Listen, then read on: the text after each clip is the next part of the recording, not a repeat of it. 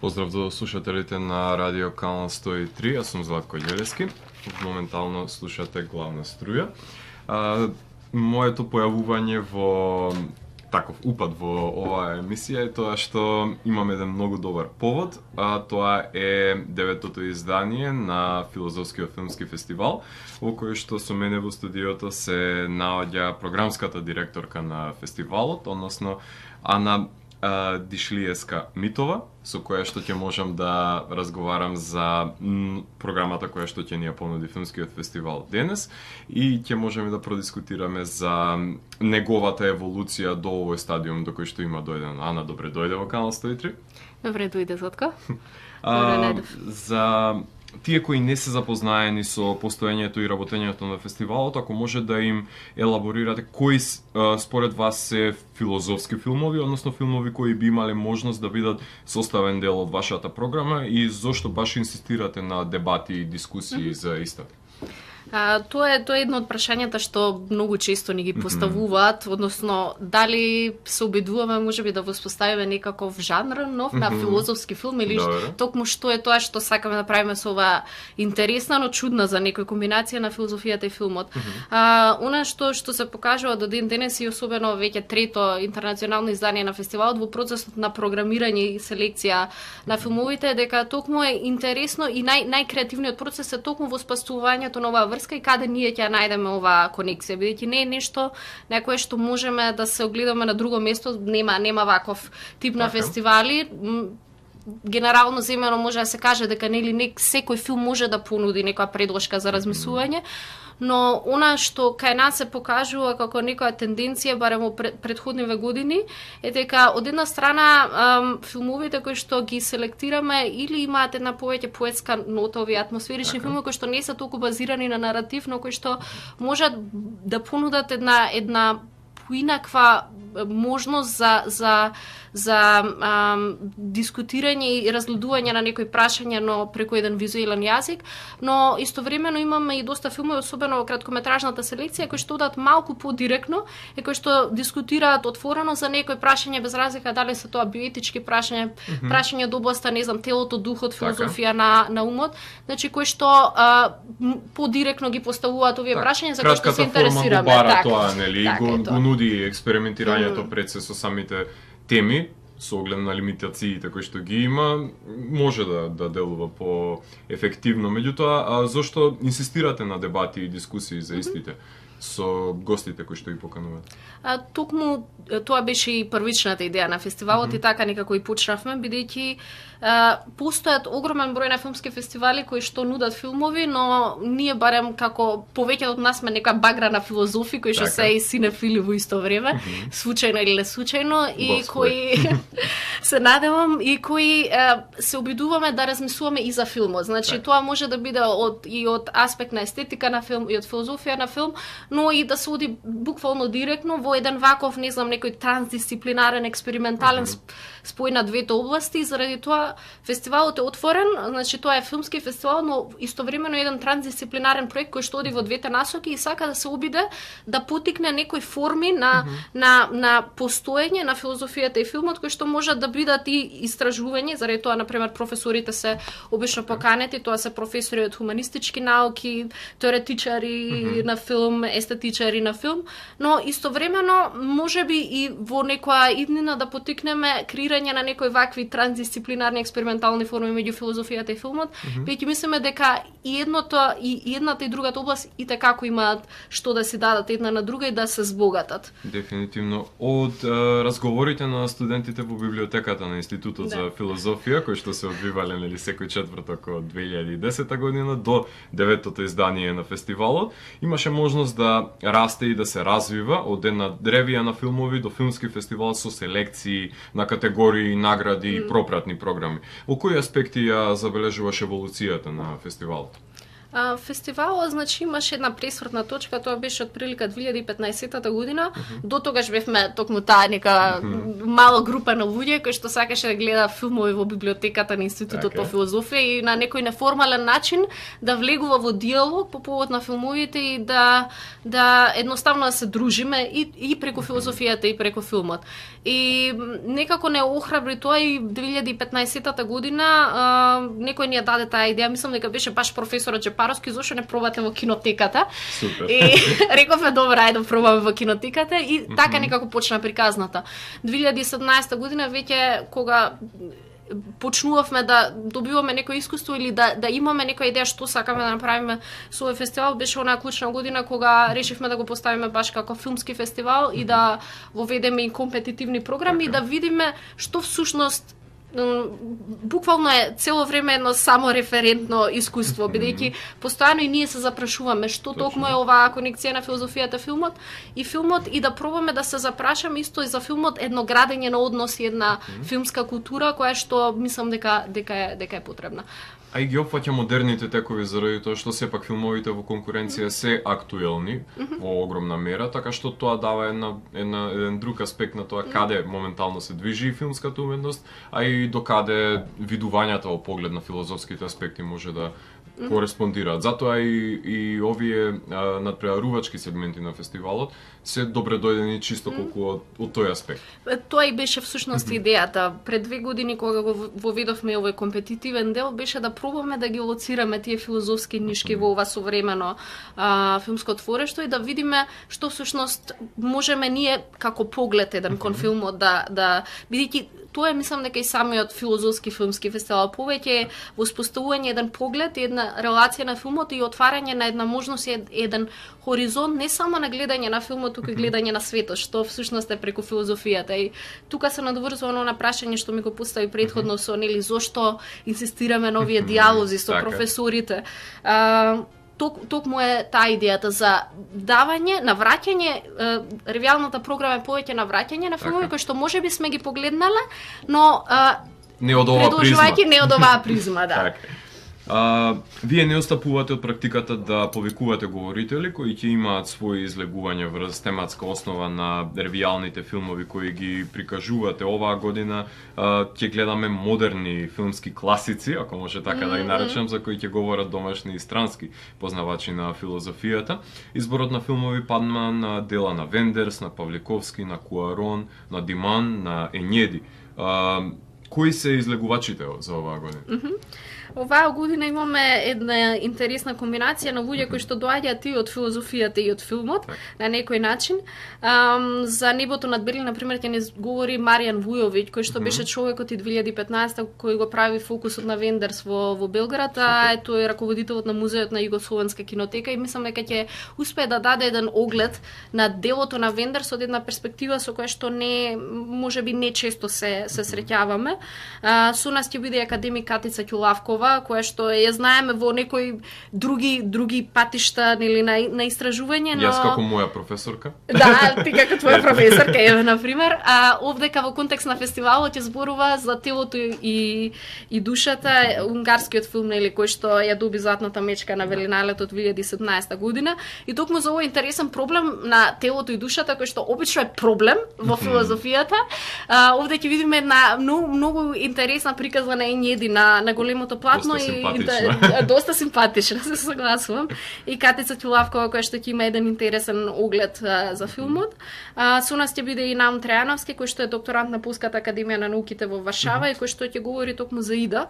Во време во кое што нели сега студена војна го гледаме, ние пробуваме да се навратиме на претходниот филм на Павликовски и тоа Наум Трајановски работи повеќе од еден аспект на филозофија на меморија, социологија на меморија, така што тоа ќе биде еден обид како што тој вели за едно кроскултурно читање на филмот. Одлично. Она што ќе биде интересно и на 12 мај ќе го имаме како дел од оваа ревијална програма која што е јадрото на, јас би рекла, на филозофскиот филмски фестивал, е токму фокусот на Балтичкиот нов бран и поетскиот документарен филм, за кој ќе имаме во Македонија еден од режисерите на филмот, Кристине Бриеде. И тоа ќе биде едно навраќање на ова поетска документарна школа од Рига и од Балтичките земји, која што се раѓа во 60-тите години, и автори како Херц Франк, Удис Браунс, Роберта Свербас, кои што не толку многу ги знаеме, не се експонирани, да. На Карлови Вари имаше еден фокус што направи токму за Балтичкиот нов бран. И токму кога размислуваме, ние знаеме за францускиот нов бран, но Балтичкиот нов бран, и тоа на овој поетски документарен филм со една интересен пристап исто кон документаристиката, тоа ќе биде повод на ова случување. И последните 12 од ревиалната програма ќе имаме со нас Габриела Калчиновати од Карл Густав Јунг институтот во Швајцарија, во Цирих, која што ќе збори на многу една интересна и би рекла релевантна тема, инспирирана токму од Деца на човештвото, Children of Men на Кварон. Ќе биде од аспект на антропоценот, односно филмот земен како едно представување на антропоценот, како една геолошка ера, нели, во која што човекот има влијание на планетата Земја и за климатските бегалци. Значи, сите овие проблеми кои што се релевантни денеска и кои што она ќе може да ги опфати од еден нејзин ангол и перспектива. И последниот филм, Заливот с лек на Бруно Димон, ќе биде заедно со доктор Девид Сорфа, кој што е програмски директор на филмските студии на Универзитетот во Единбург, и кој што ќе даде токму, он е еден од главните луѓе во област на филм филозофијата и главен и одговорен уредник на неголемото светско списание за филм филозофија, Film Philosophy, и ќе даде еден интересен оглед токму од оваа област за филмот на Димон, кој што е насловен What are we laughing at? Skepticism as a joke in film philosophy. Со тоа ќе заокружиме оваа ревиална програма и она што е овој дел на фестивалот. Супер, меѓутоа фестивалот има и официјална програма на долгометражни и краткометражни филмови кои се во конкуренција да станат лауреати на фестивалот. На моје задоволство го гледам и Стикс во конкуренцијата, кој што го имам погледнато, еден убав филм кој што говори за едни социјални стеги кои што ги имаме или ги немаме во денешно општество врз едно преживување на еден одличен лик. Меѓутоа, врз кои критериуми се одвиваше изборот на селекцијата на овие филмови?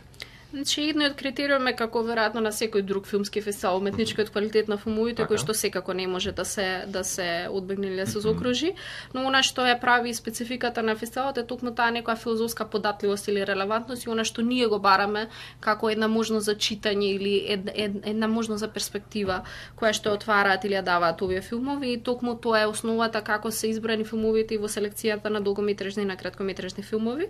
Стикс кој што го спомена, да, веќе имавме прилика нели да го видиме во киносали, тоа ќе биде мислам дека трета прилика во Скопје. Одлично.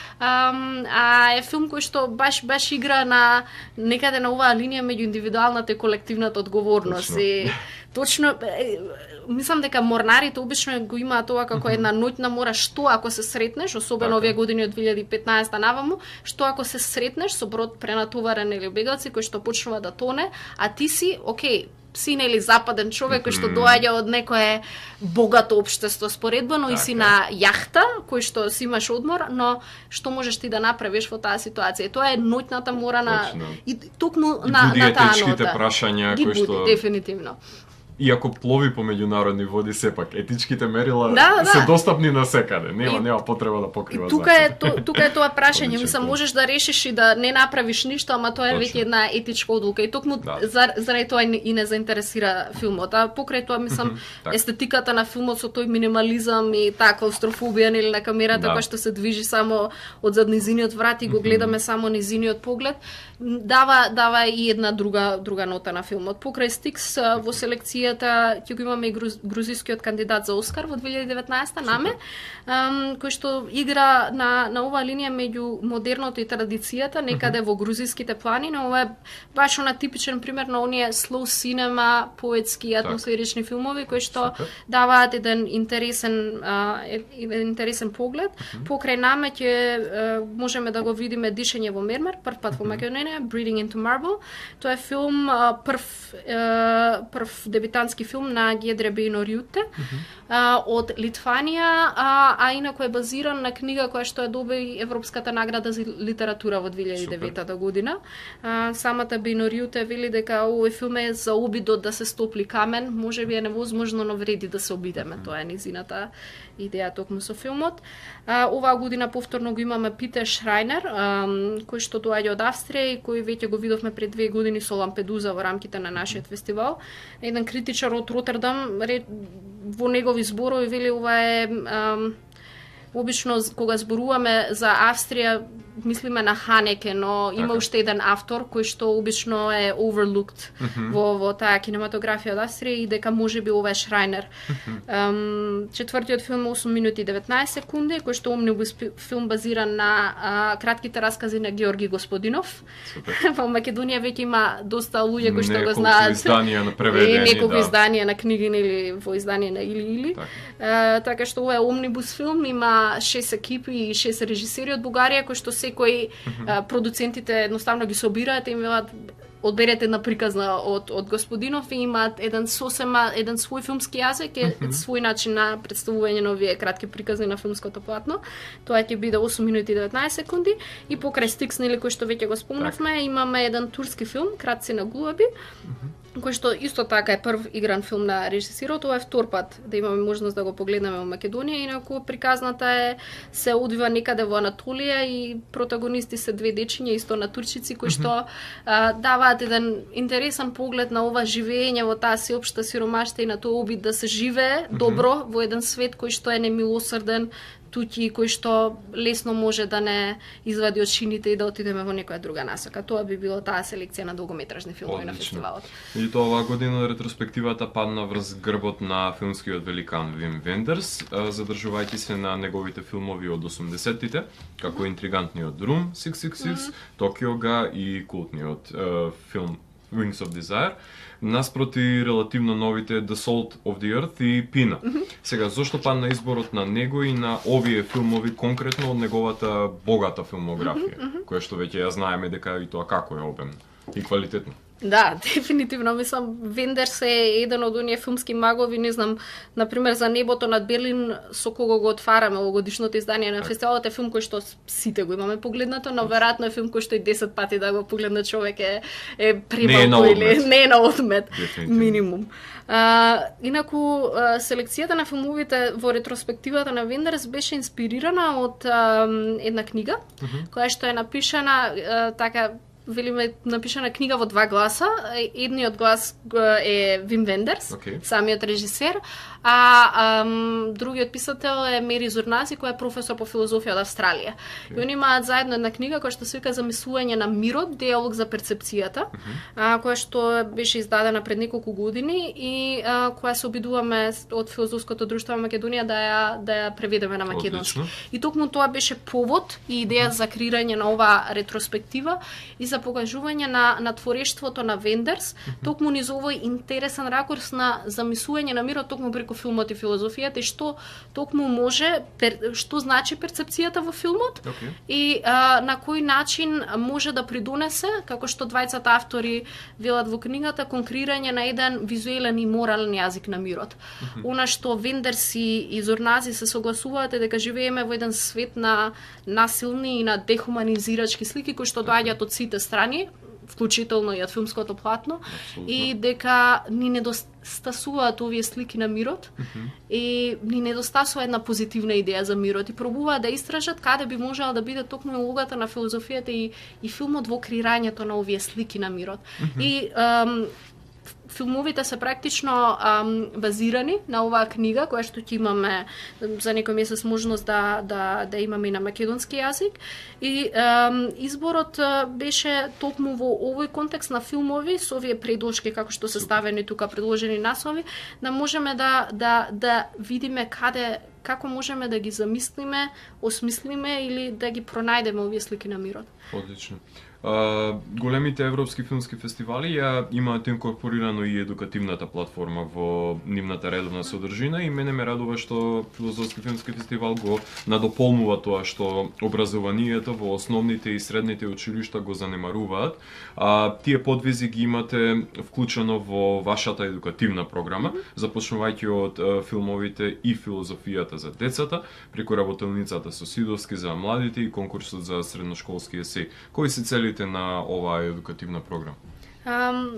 Целта на едукативната програма е токму развивање на оваа филмска писменост или филмска култура, која што, како што рече самиот, е малку запоставена во нашето образование.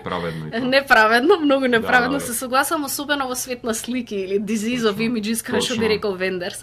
Така што треба да воспоставиме еден начин на например, средношколската видеолектира обично се навраќаме на постари филмови. Така. И некој ќе рече зошто Виторио де Сика и зошто Чудо во Милано. Како тоа би можело да биде интересно за денешни миленијалци и деца со 17-18 години. Okay. Но истовремено се покаже дека децата и го погледнаа филмот, напишаа многу интересни есеи, добивме 58 есеи на конкурсот, што не е воопшто мал број. Пред неколку денови го имавме и доделувањето на наградите, така што повторно, мислам, и од аспект на филмски фестивал, но и филозофски филмски фестивал, филозофијата, нели, една во основата нејзина е токму диалогот, е едно воспоставување на еден критички однос, критичка рефлексија и кон филмската уметност, но и кон светот.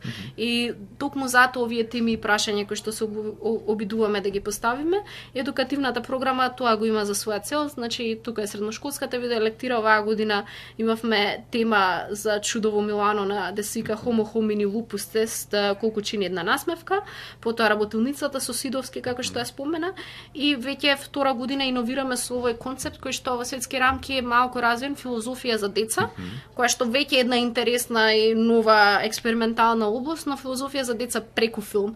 И како би можеле да веќе таа филмска култура да ја развиваме уште од најмала возраст, но со еден однос кон филмот и со еден однос кон светот кој што може да го даде филозофијата. Да, секако.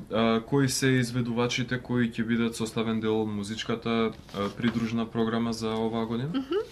Оваа година ќе имаме два музички перформанси или концерти во рамките на фестивалот. Post Global Trio, кој што сите добро ги знаеме. Поздрав до Тони и до Димитар и до Мартин. Значи тоа е на тема Philosophical Meditations или така го крстивме. Така што мислам дека после две проекции, втората ќе биде на Наме овој петок. Може публиката слободно се упати во кинотеката на филозофски медитации со Post Global Trio.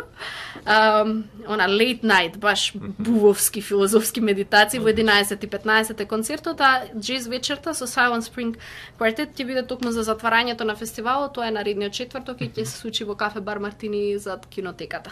Тоа е во однос на она што е музичка програма на фестивалот и последните два настани кои што се дел од придружната програма, еден документарен филм за Ален Бадју, еден од современите филозофи кои што се најстакнати француски филозофи.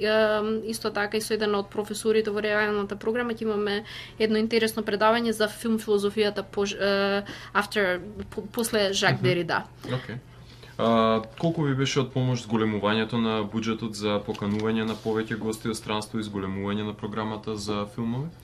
Оваа година всушност и немавме поголем буџет. Дури беше напротив, имавме нешто помал буџет од минатата година.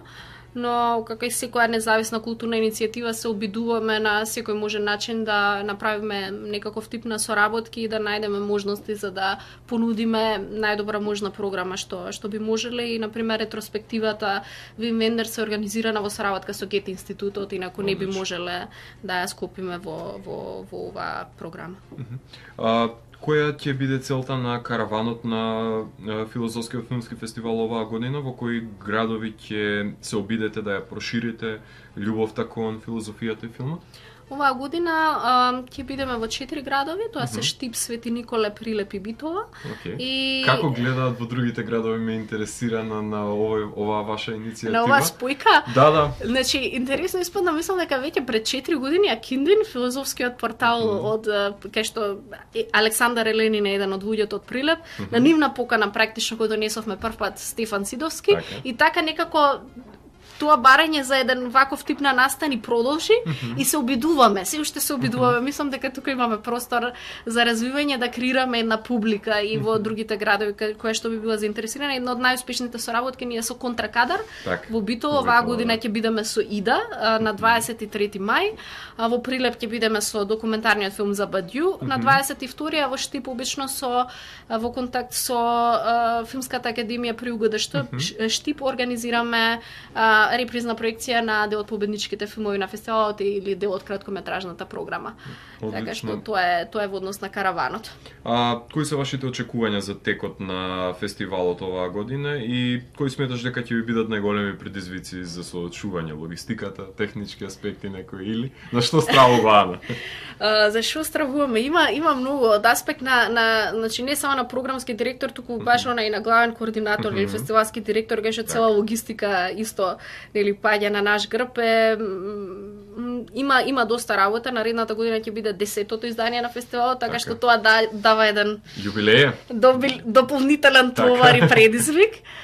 Значи дефинитивно треба да се работи на тоа да се зголеми буџетот на фестивалот за да може да се овозможи и квалитетна програма, бидејќи тоа веќе не е по знак прашање. Едноставно очекувањата се поголеми и од публиката, но и нашите очекувања од нас самите и начинот на кој што се прават работите и едноставно да се зајакне, јас мислам најмногу интернационалната соработка, бидејќи веќе постои голема заедница, баш би ја нарекла заедница на луѓе кои што истражуваат во оваа трансдисциплинарна област.